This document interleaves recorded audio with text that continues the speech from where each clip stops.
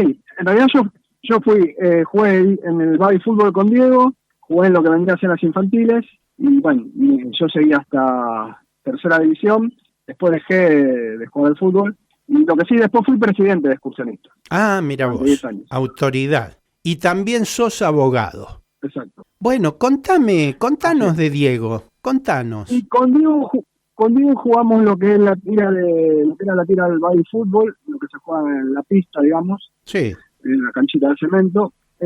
Jugamos más o menos a los 9, empezamos a jugar juntos a los 9 años y jugamos 3 años juntos más o menos. Entre los 9 y los 8 años empezamos a jugar juntos. o sea, lo conociste muy Y, bien, conociste muy bien su preadolescencia y la adolescencia con él. sí, en realidad nosotros éramos compañeros de club, de equipo.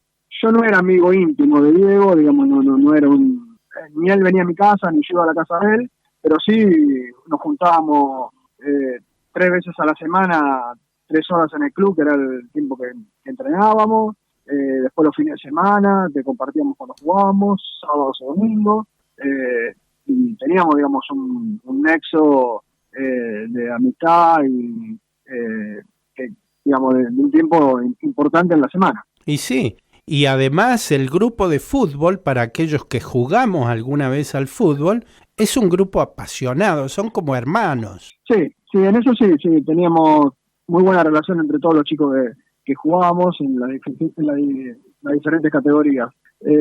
Y Diego sobresalía, aparte de su habilidad física y futbolística, él sobresalía por su forma de ser. Era un chico muy alegre, siempre tenía un chiste, Mirá.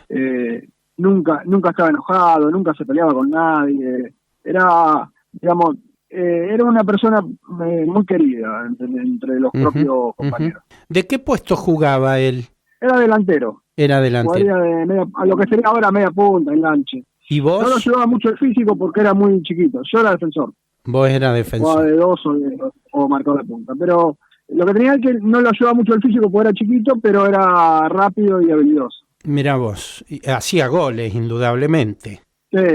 Sobre todo en el babyfútbol hacía goles. Y decime, ¿lo Sí. acompañaba alguien de la familia, el padre? ¿Iba a algún partido, la madre? El padre era el que lo llevaba al club a ver y lo veía jugar los partidos. Era digamos, la persona que lo acompañaba siempre en el club. Bien, ¿lo conociste al padre? Sí, porque aparte de verlo en el club, mi papá tenía un taller mecánico ahí en el barrio, en Belgrano, Ajá. y el padre de él tenía tenía un negocio de repuestos de autos, Sí. también en Belgrano, a unas, no sé, 20 cuadras del negocio de mi papá y de la cancha excursionista, porque el negocio de mi papá estaba a una cuadra de la cancha. Mirá vos.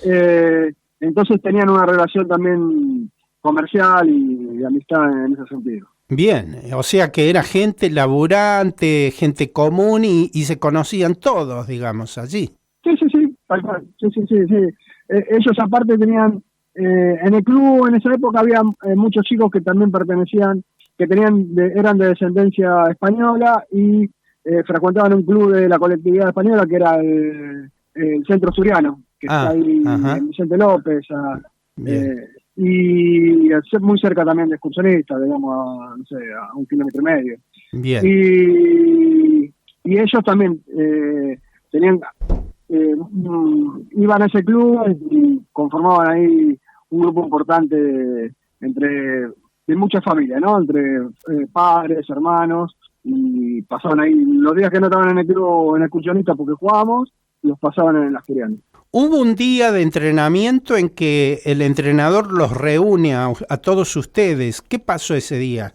Y Diego había dejado de venir, no sé, por lo general todos íbamos a entrenar, casi no era muy frecuente que faltemos a entrenar. Bien. Ninguno del plantel, ¿no? A menos que sea una situación excepcional, que uno se resfríe, esté enfermo, pero por lo general todos teníamos una asistencia casi perfecta.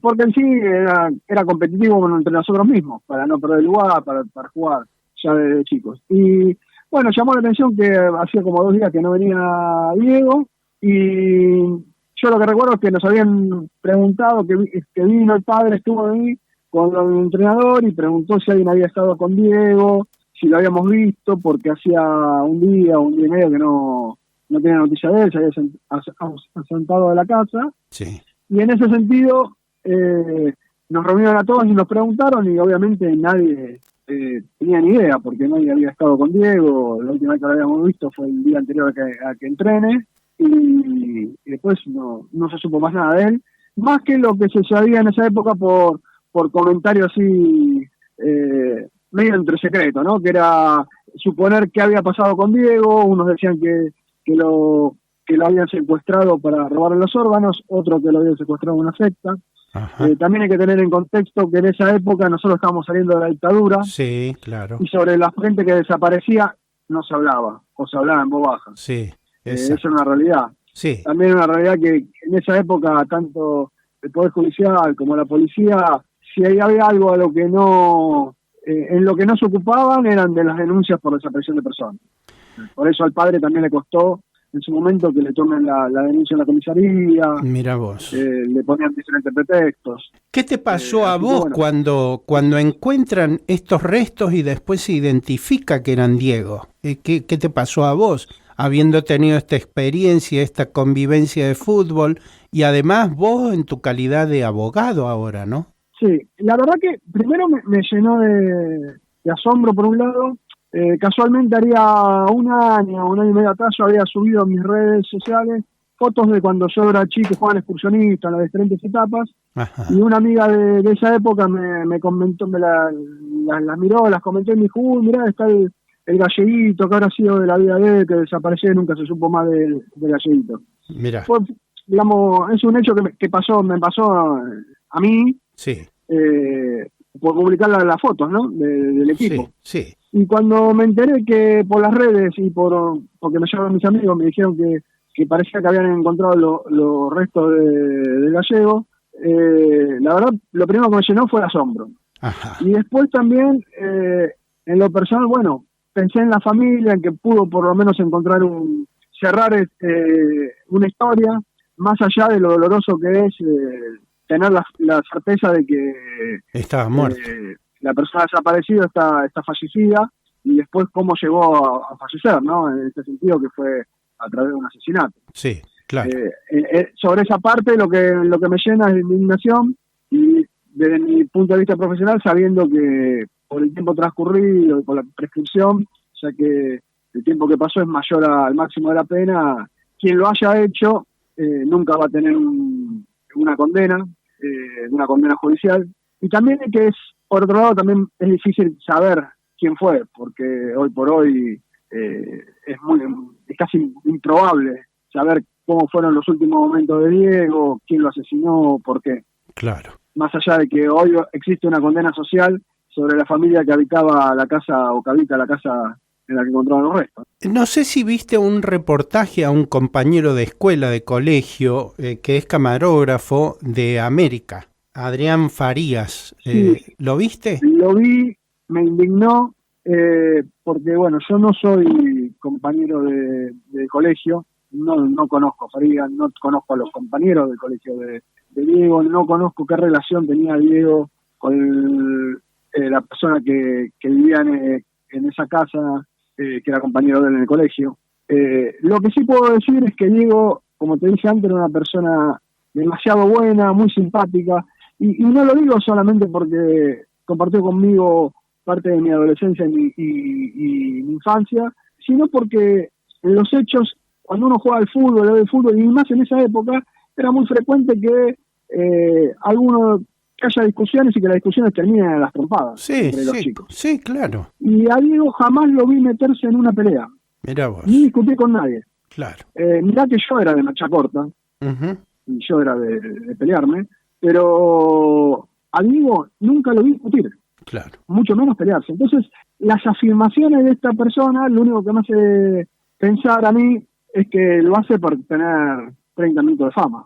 Ajá, porque la verdad que tampoco hubo otros compañeros que salgan a ponderar o a afirmar las manifestaciones de esta persona. Absolutamente nada, por el contrario. Yo escuché al portero decir que esas cosas no pasaban en el colegio, que los baños estaban controlados, entonces... Lo otro es que vos convivías además y se cambiaban en un vestuario, ¿no?